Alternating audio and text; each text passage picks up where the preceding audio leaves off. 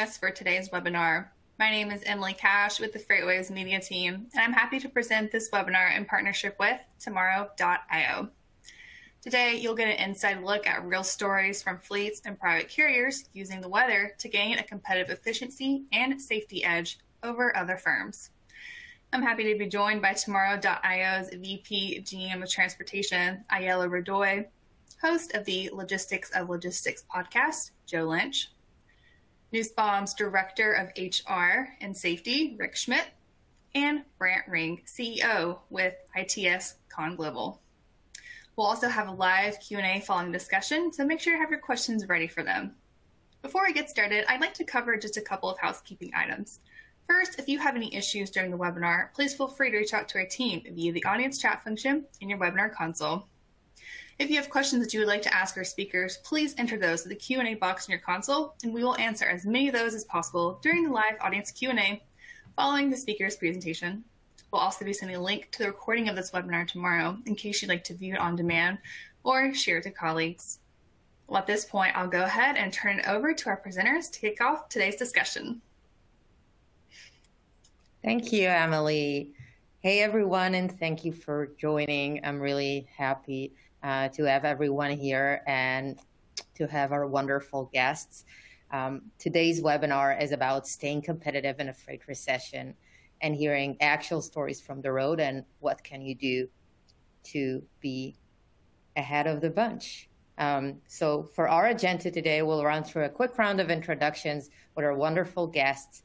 We'll talk a bit about where the market is now and what we're seeing. We're going to hear from Joe Lynch, who's been talking to everyone in this industry every single day.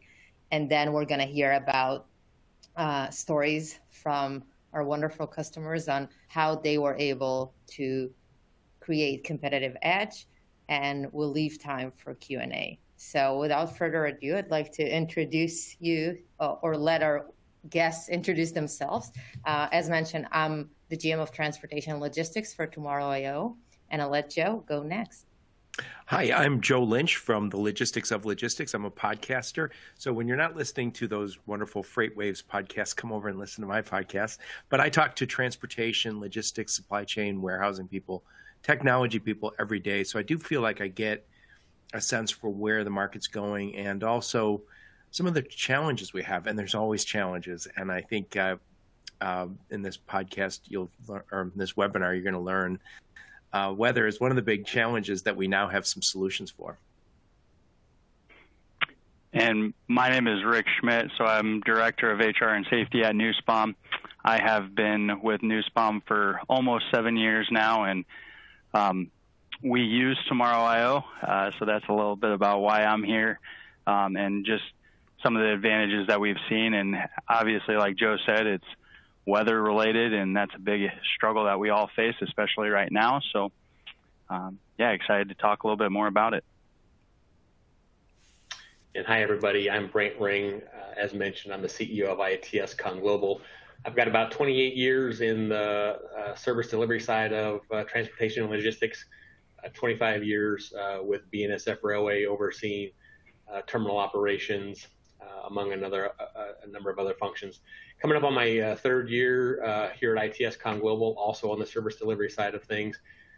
And we've been with Tomorrow.io from the beginning of my time at ITS Con Global. So we're looking forward to sharing some of the value that we've gotten from that service. Amazing. Thank you. We're very excited to have you all here. And I think to set the grounds, what we want to do is talk a bit with Joe, hearing from you, hearing stories that you hear about really the state of the freight and what we're seeing in general, not just related to weather, and the things that all the people that are here with us today needs to think about. So with that, Joe, maybe you want to start by just telling us, this is, I'm sure a lot of us here has seen this, but if you can share a bit about what the state of the freight right now, or what are the trends we're seeing? Yep. So anybody in the transportation logistics space knows we are tied to the economy, and as the economy has slowed down, we're obviously seeing, and by the way, this is outbound tender That's from FreightWaves, so you want to check them out. But we all know that the market is softening, and we all know we're either coming into a recession or maybe already in it. And I've heard recently on my podcast that trucking companies paid a lot more for trucks during COVID. So we had like a 40% increase in costs of those assets. And now with the rates for trucking going down, it's the usual tough market. And we've been through it before, but this might be even worse than most. And we're going to have to find a way to make it through for the next 6 months. And I do already talk to people who are letting go assets. And we all know we're going to need them in a few years. So it's always difficult to do. So we as usual, have to find better ways to do business. We have to find better ways to reduce costs without making our businesses less safe and less efficient and less effective. So as usual, the bar is high. And so, thank you, Joe. What do we hear about, just less than a year ago, we kept hearing about driver shortage and lack of capacity and the supply chain crunch.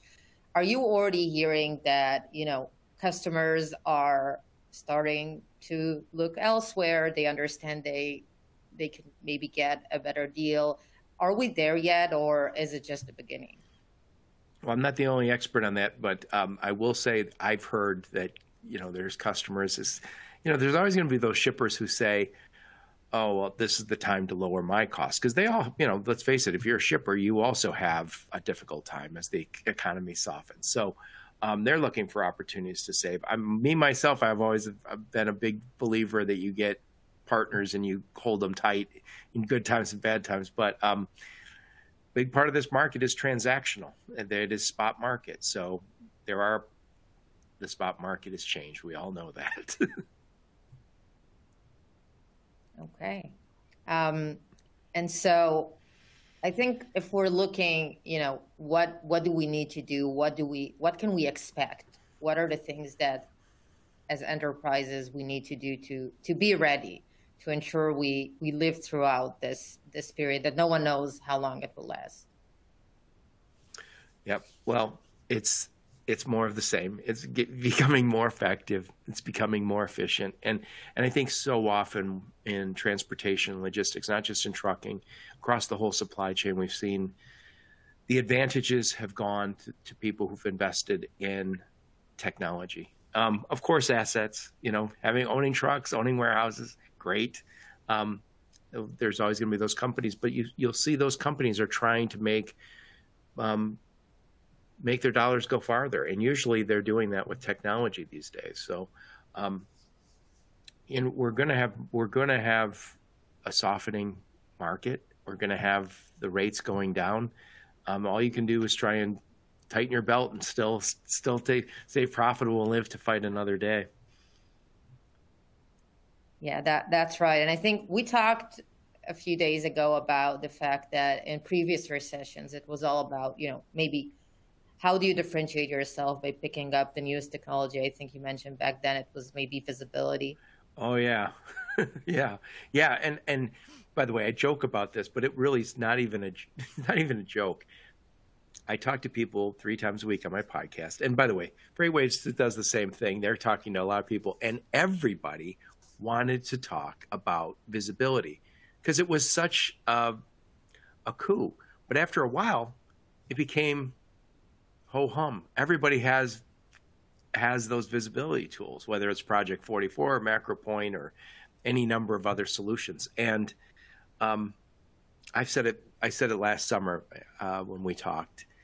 I feel like the weather and climate app is the next killer app because everybody's got the visibility. But I also talk to drivers, and I know we have some other people who talk to drivers even more than I do.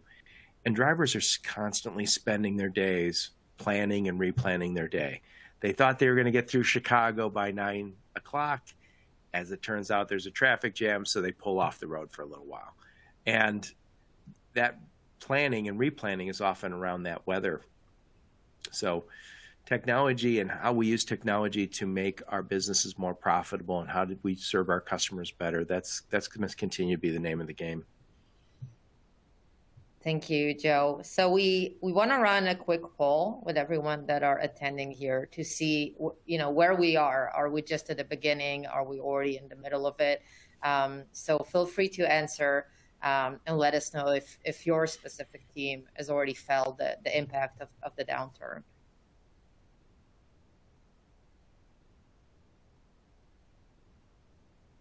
Ayala, I'm just curious from your perspective, what would you guess these results to be? I would guess it's like 90-10 at least. That's at least what we're seeing. We're seeing that, companies are looking very carefully at every dollar spent. They want to ensure they spend it wisely and that they can earn it back multiple times. And they also want to be competitive, right? I can't imagine which decisions you need to make. I know which decision, any company needs to make, but so at least from what we're seeing, we're already right down the path of the impact. I was close. Oh, you're close. So we're seeing the results. I'm curious to talk to the other 14% that are not experiencing it yet. I do know that some retailers, especially, discount stores, are, they see the positive side of the coin with this situation and maybe rising demands for their products. But it is encouraging to know that it's not for everyone just yet. So with that, I do think that we all know that these times are where you can actually stand out. You can make smart moves and be ahead of the group.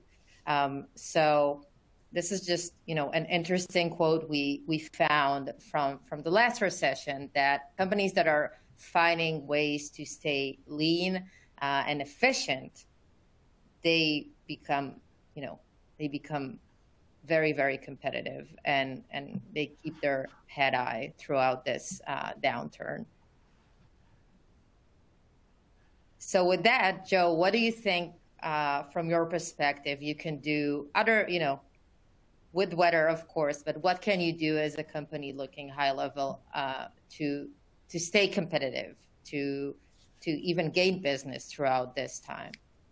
Yeah, well, obviously you have to still serve your customers. You have to do that. You can't say, well, we're going to cut back on the customer experience. We're going to make that somehow worse, right? That's not going to work. I think, from what I can tell, the very best companies in the space are doing more and more on the customer service side, and they're trying to streamline processes, obviously. We hear that all the time. But I think I've heard some companies carriers have, I spoke to somebody the other day and they said, we were profitable, but we had extra trucks. So we went back and said, having extra trucks when the market was hot was fantastic.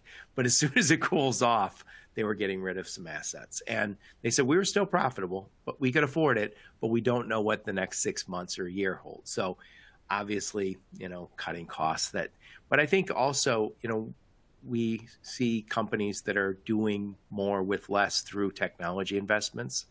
And those technology investments used to be so damn expensive. Now with the software as a service, it's not nearly that way.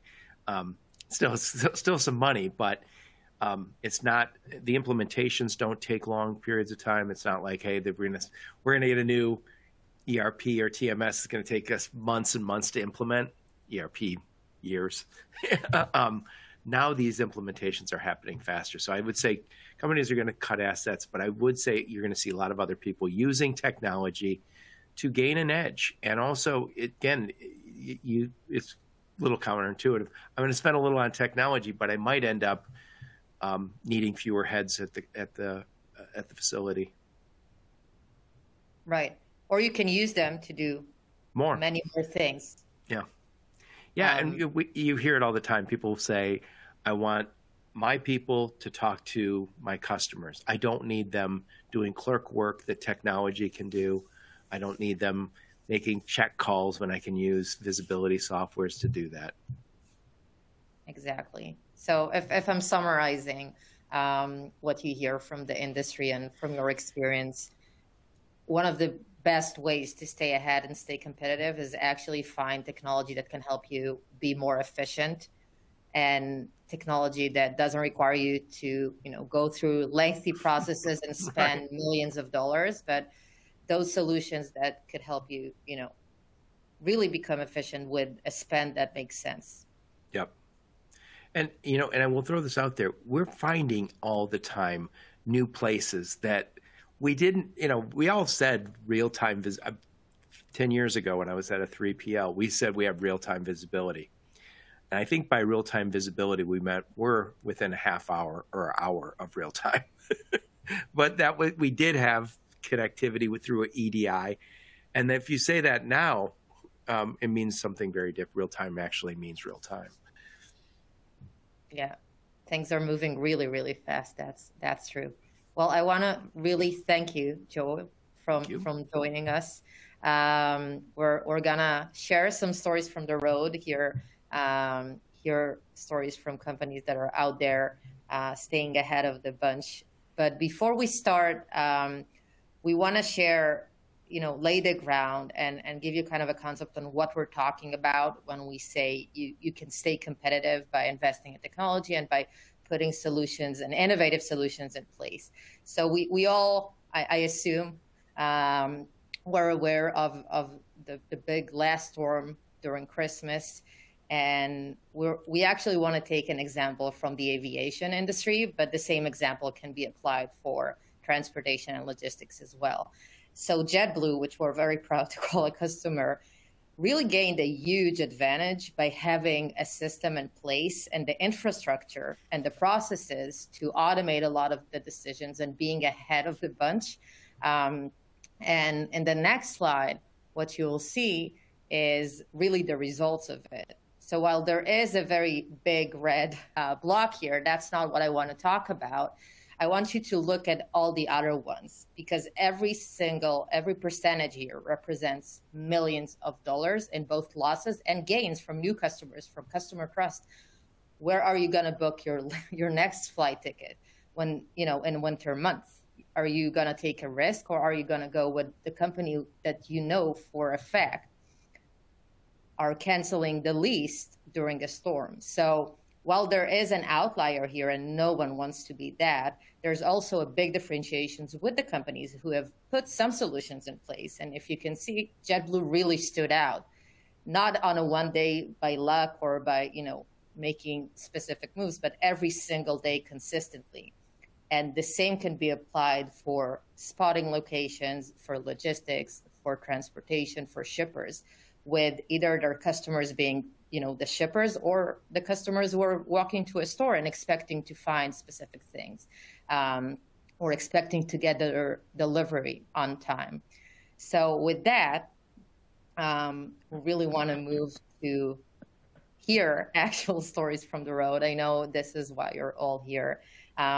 So I want to go over to Rick and give the stage to him to tell his story.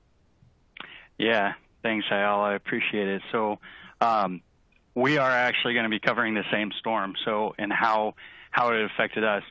I will mention we are very new to Tomorrow IO, and it's been about a month, I think, Eyal, about that time frame. And that was right when the snowstorm started kicking off that was spanning, Colorado to East Coast, from North Dakota down to Texas and everything in between. So this impacted us. Our freight, we hit all 48 states, 500 drivers. So it was impacting just about every single driver that we had out on the road. Joe talked about it. We still have our customers that we got to take care of. We have our drivers that we want to take care of. They want to get home for Christmas and New Year's. And that's a really tough balance to begin to pick up there.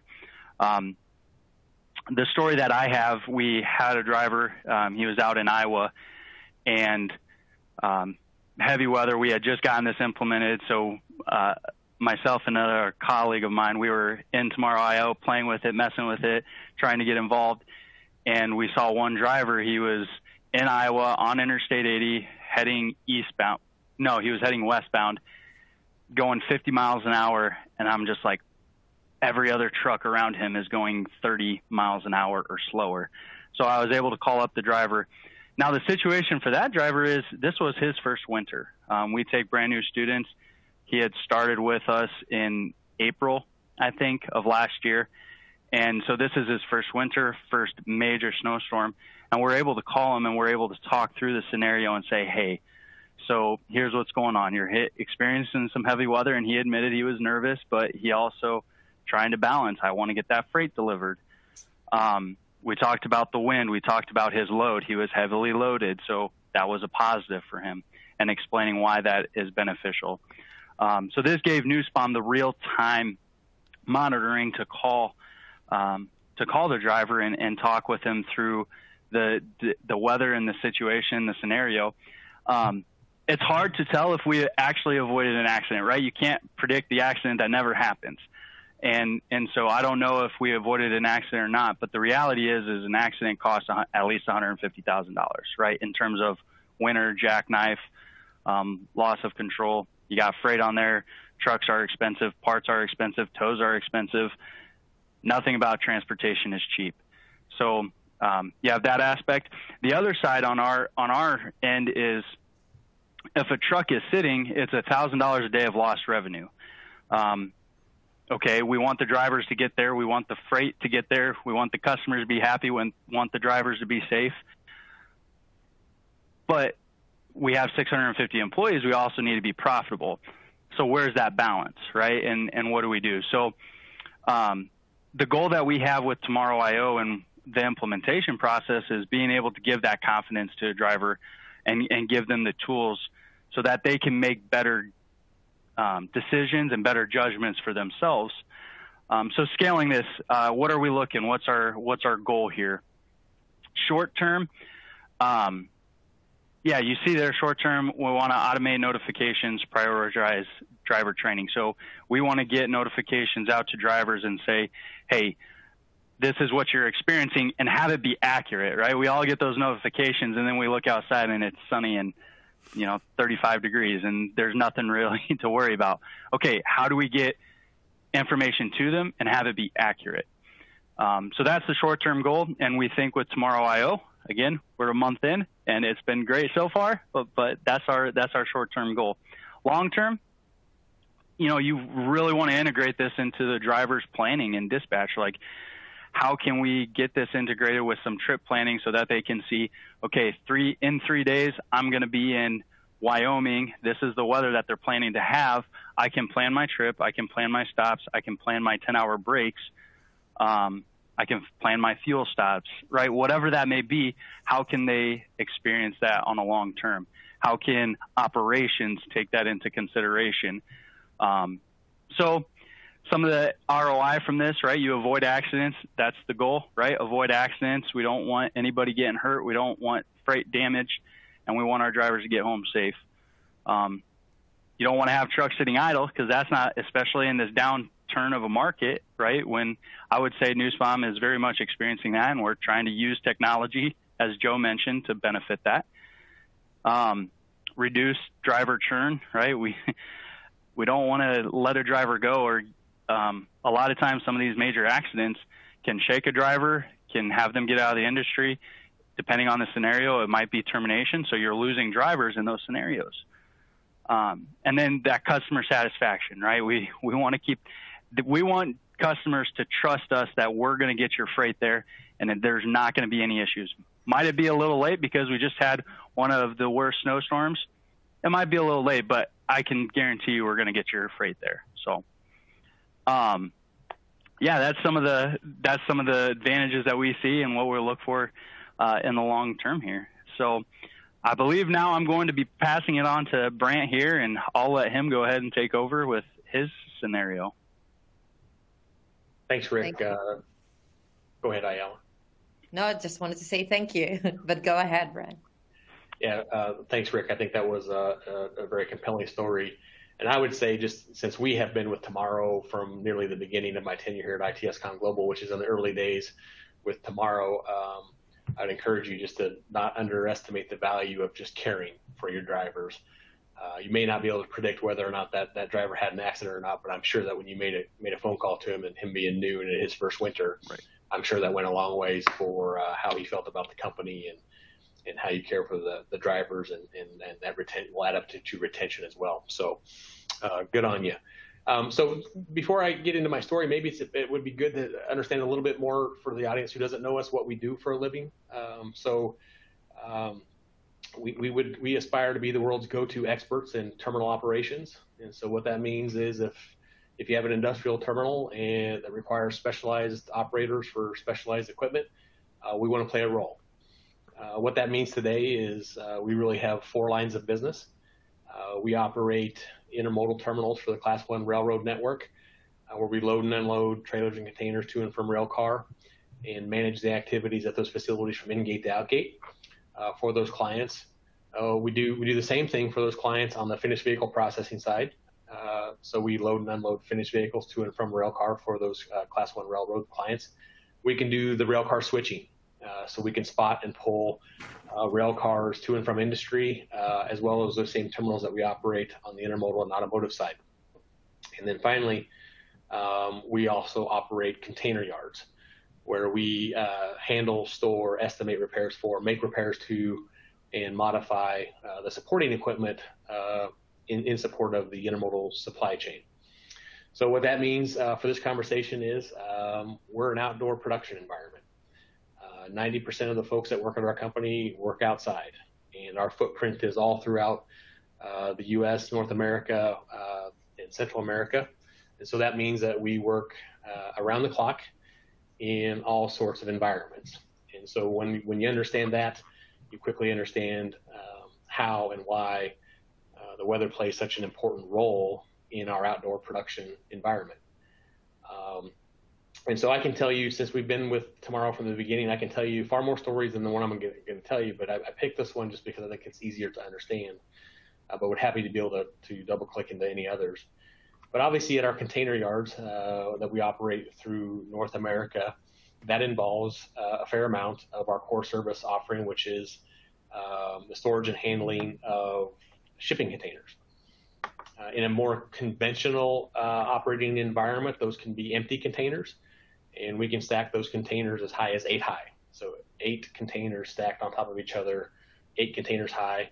In the environment that we've just come through, that can though also be loaded containers, and it's dry vans, reefers, the entire gamut of shipping containers we handle at these facilities. And so you can imagine that containers stacked empty 8 high throughout our network can be exposed to, one of the exposures is high wind warnings. And we have long had the ability and capability to, and protocols involved in grooming those stacks for high wind warnings, which means that we either unstack them or we stack them in a way that's helps them withstand high winds. And so we're able to use the Tomorrow platform in a number of ways. First and foremost, I mean, I do need to speak to the accuracy. I mean, the hyper location, micro location capabilities is differentiating.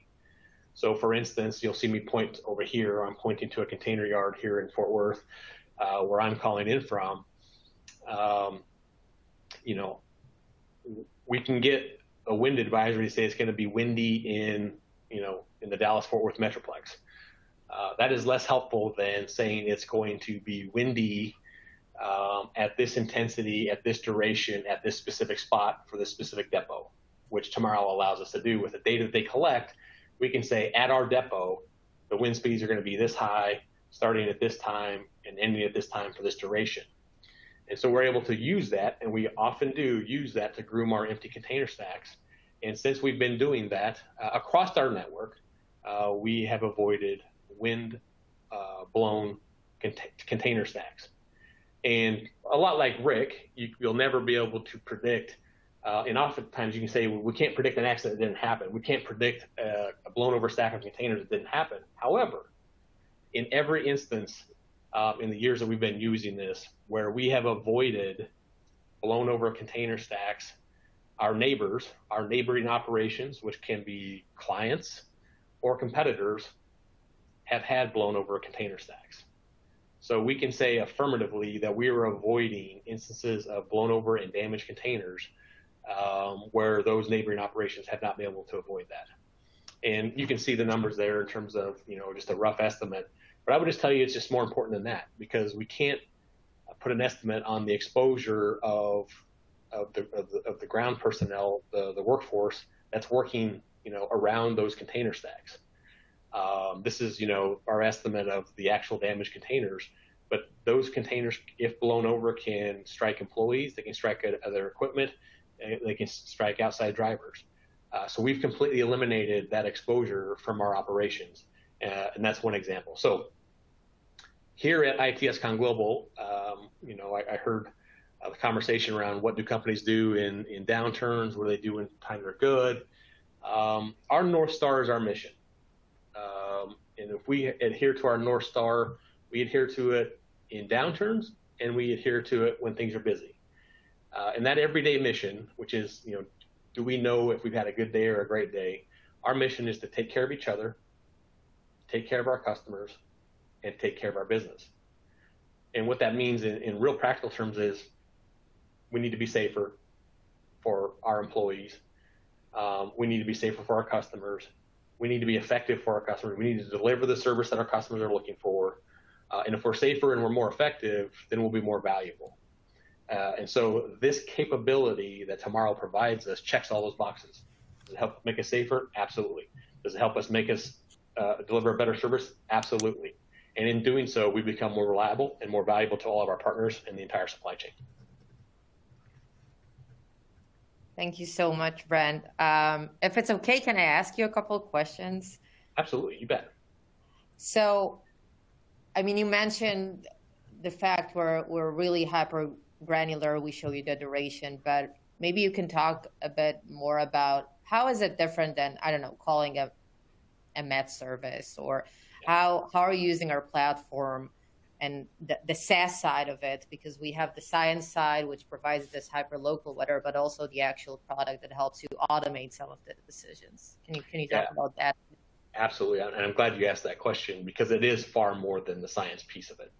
The science piece of it is differentiating, but the reason that we have fully embedded this into all of our sites, all of our locations across our entire footprint, and it is a core capability, is the partnership that we have with Tomorrow in terms of helping us operationalize our protocols, helping us digitize our protocols, and then customize those into dashboards. That means that everybody from the site leader, to the executive team, we're all looking at the same dashboard. We're all looking at the same information, and we've digitized those protocols. You've heard me say IALA before. Any operating company worth their salt has a severe weather protocol, winter action plan, severe weather action plan. In many cases, though, unfortunately, those action plans are in a 3-ring binder in somebody's desk, which opens and exposes the company to exceptions to protocol execution, right? And so the fact that we've been able to digitize this and make it easy to use on the mobile platform or the desktop platform means it's not in a binder stuck on somebody's desk. That also helps us then drive consistency and quality, right? So I heard Rick talk about the alerts. So we could have instances where we have a site leader who's operating a container yard in Los Angeles where it's sunny and 72, but we have a new opportunity for them to run a container yard in Chicago where it's not always sunny and 72. I think historically we might wrestle with that. Like here we have a chance to give somebody a new territory, a new geography, a new customer mix, but they don't know anything about how to manage those operations in that sort of environment. Well, we've taken that excuse away, right? Because we have digitized our protocols and our alerts. So if you've never experienced a winter in Chicago, the recipe for success is right there for you as a site leader. So we've driven consistency, and then we can start driving quality, because those alerts, the way that we have it programmed, is our alerts require attention by the site leader. So they have to confirm that they received the alert. So it's not a passive alert. They have to confirm. We're projecting severely low temperatures at your site from this point to this point. That requires this equipment prep. Did you receive and comply? Affirmative, yes. So we can ensure that we're delivering the quality against those alerts as well. Does that answer your question? Yeah, and more than my question. Thank you so much. This is awesome. It's always different and better to hear from customers when they describe our product than us just telling about it without actually using it in the field. So thank you for that. And we really appreciate the partnership and your team taking all of those handwritten protocols and digitizing them for us. That was a huge lift. So thank you. And with that, I think it's a good segue to our next poll. So we want to know from everyone that are here, how are you currently manage, quick pop-up weather events? I think, Brent, you mentioned, and I'm not talking about the major storms like the one we've seen on Christmas, but actually you mentioned the LA yard. I think LA right now is going through, a weather events that is not common there. So, and sometimes we see a lot of pop-up storms. It can be in a sunny day when no one is expecting it. So we want to hear from you. How are you handling these pop-up weather events or unusual weather events that are not a big winter storm that everyone are preparing for?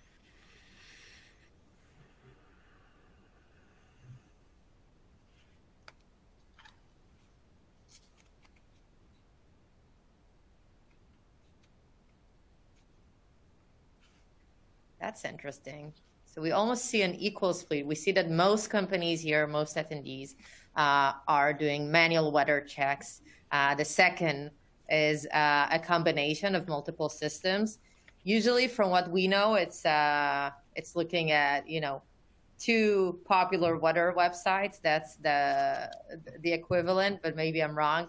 And more than a quarter, no current process at all. And I'm wondering, where does that leave you when there is an event? What does that cause? What's the implication? I think we know from talking to safety teams a lot that when they don't have a process, when it's just giving them as a responsibility and they don't have a process in place, it actually, one, it wastes a lot of time on these manual weather checks while they can coach their drivers and identify other areas for improvement for the team. But also it puts a lot of stress on them to prevent everything and to try to figure out, which drivers are at risk or which locations are at risk. And it really is an impossible mission that can only be solved by automation. So it is interesting to see the results here.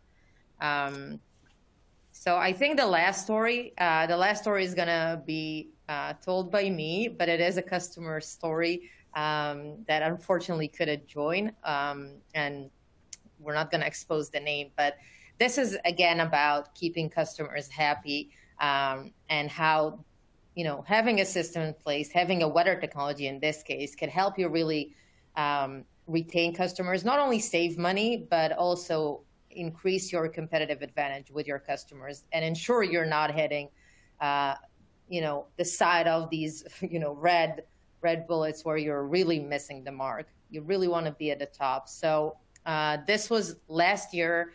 There was a heavy snowstorm in one of their key hubs, and they saw on our platform the recommendation that it's not our recommendation, it's based on their playbook, which we digitized, to actually close the hub 15 hours before the area was impacted.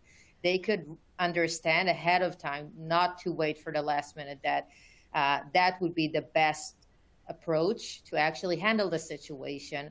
And they got the entire protocol behind it, which allowed them to really fast reschedule more than 100 deliveries that were planned and were scheduled for the next few days. So not only they knew that tomorrow the hub is not going to be able to operate, but also for how long it will be closed and exactly how many deliveries are going to be impacted.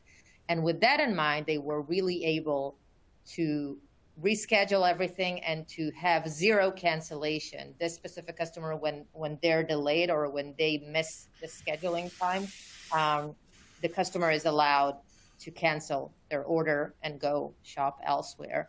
So if they are able to reschedule proactively, they can, just directly they saved in this instance over $200,000 from this single event that was avoided, one by cancellation. And the second thing is paying same-day delay penalties, which also allow them to book additional freight or bring additional drivers, change the staffing, so they wouldn't need to book extra capacity and pay an increased price.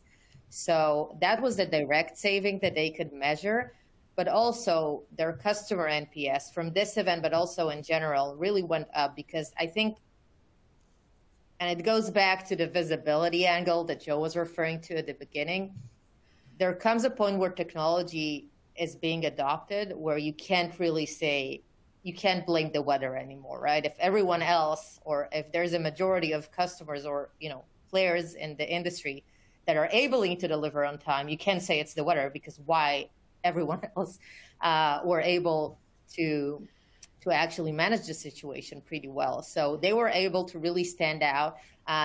And in their case, the things that they deliver, people are waiting for it. There are a lot of businesses where people, they would take a day off or they would really wait for it. And so if they know last minute that they're not going to get it on time, they're not going to be happy at all. So if you can let your customers know ahead of time that something is not going to get there and reschedule, it allows this positive ripple effect that the customer is not used to it. They're able to adjust their schedule. And the same goes for, the end customers, us as consumers, but also for shippers that are planning their staff according to when they should get a delivery. So that's the story. I think it's another great example of how to stay competitive with adopting technology that doesn't take ages to implement and wouldn't cost you millions of dollars. So you can instantly see the ROI. With that, I do want to, I don't think I have a lot left to say with Brent and Rick, but I do want to say that tomorrow, what we've put in place is really both the data side of weather, hyperlocal data, but also a solution, a platform that is the first and only industry-specific tailored solution for both logistics and transportation, allowing you to really take or build with us a playbook around weather, have a single source of truth, and have it all automated in one place, and really take all the time that you currently spend on manual decisions or multiple systems and put it elsewhere in a place where you can be a lot more efficient with the time. So we automate everything and we monitor it for you. And so imagine you had, hundreds or thousands of weathermans just telling you what you need to do according to your playbook for every single truck or every single location. But all of that is fully automated and accessible from everywhere.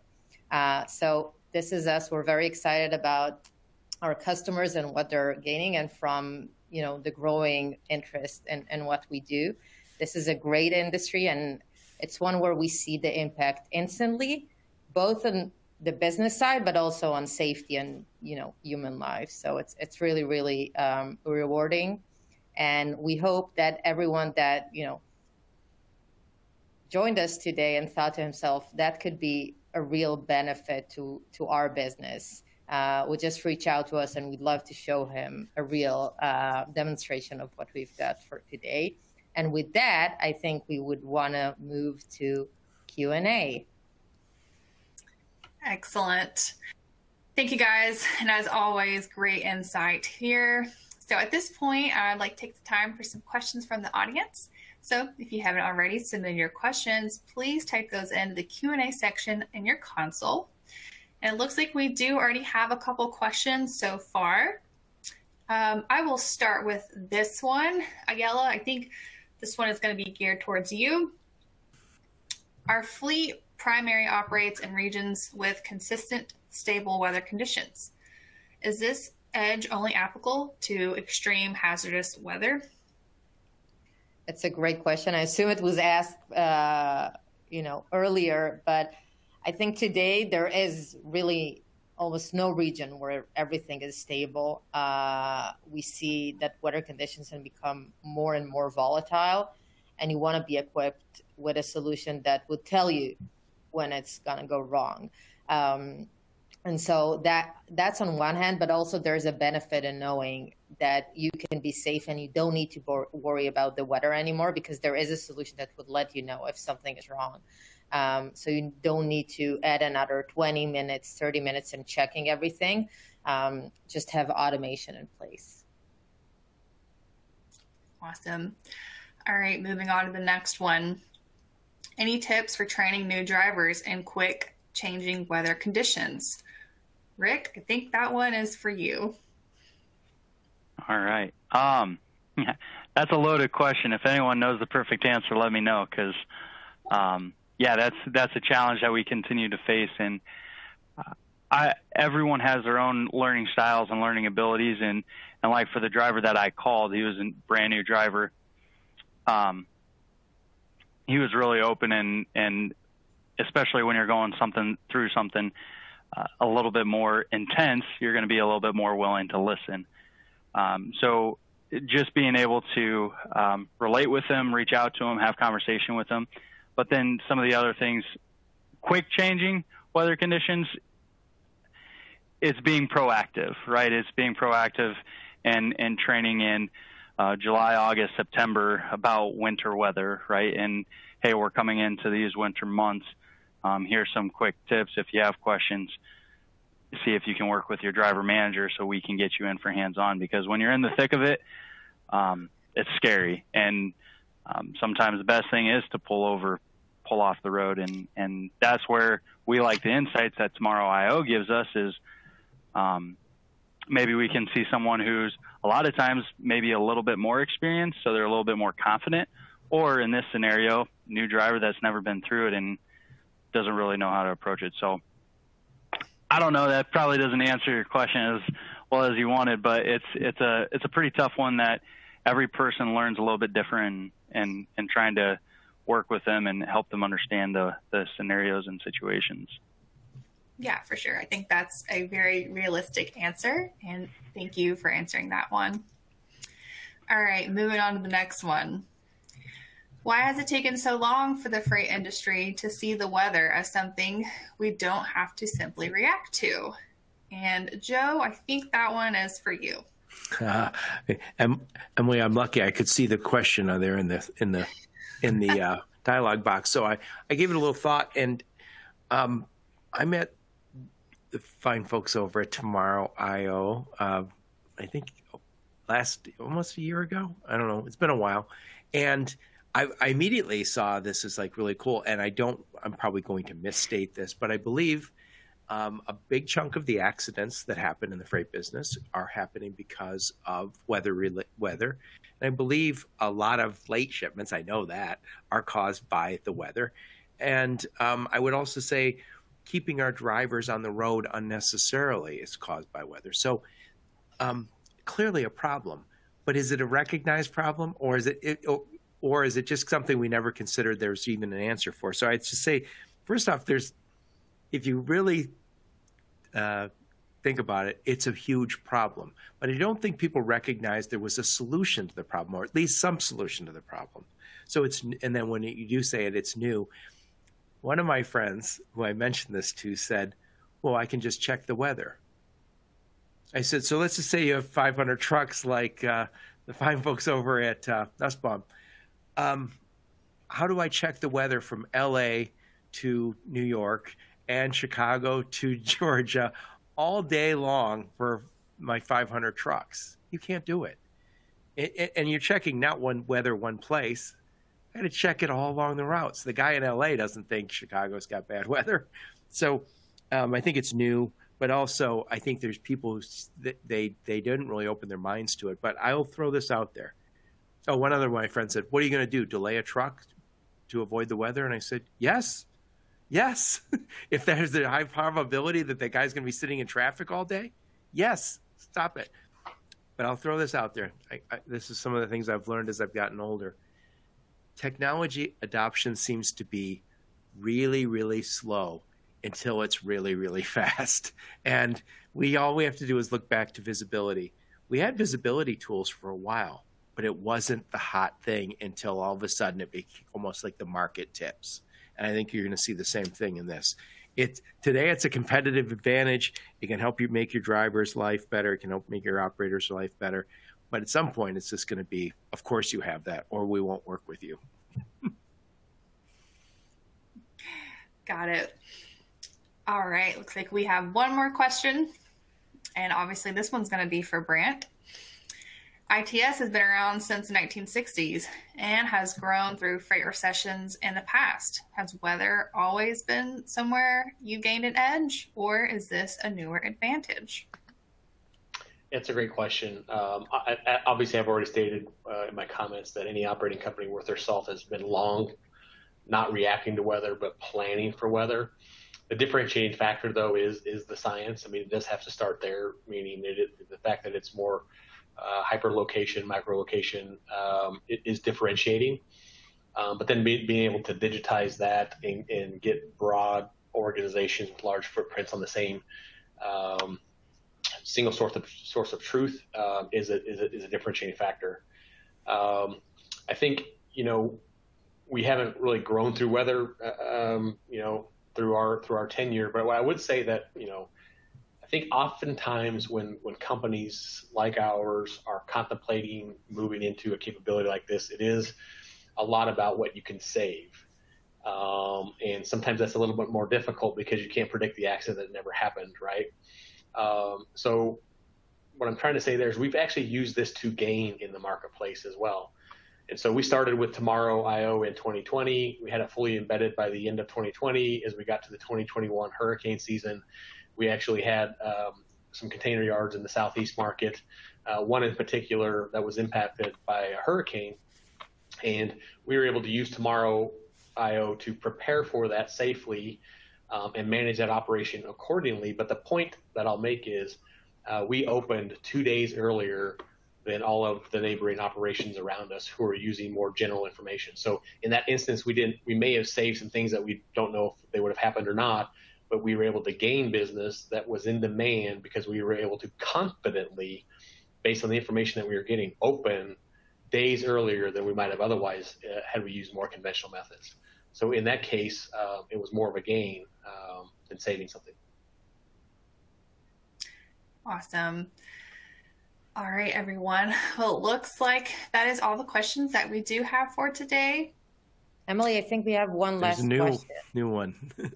Oh, okay. I see that. Thank you for that. Ayala, I think this one's going to be for you. Is the tool platform limited to continental USA? What about other regions, countries, international maritime shipping? So I'll give the short answer, which is the platform is fully global.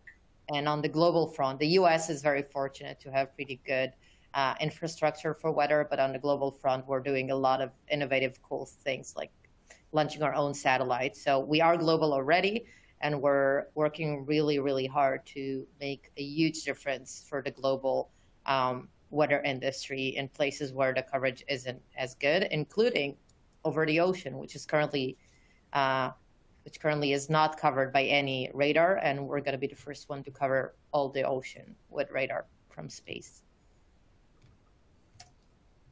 Excellent. All right, so I do believe that is the last question. So at this point, I will go ahead and officially wrap things up. And I just want to give a big thank you to everyone for taking the time to listen in. And another big thank you to Ayala, Joe, Rick, and Brant for sharing your insights with us today. As a reminder, the recording of this webinar will be sent to everyone tomorrow via the email you used to register with. We hope you'll join us again next time. Thanks, everyone. Thank you. Thank you.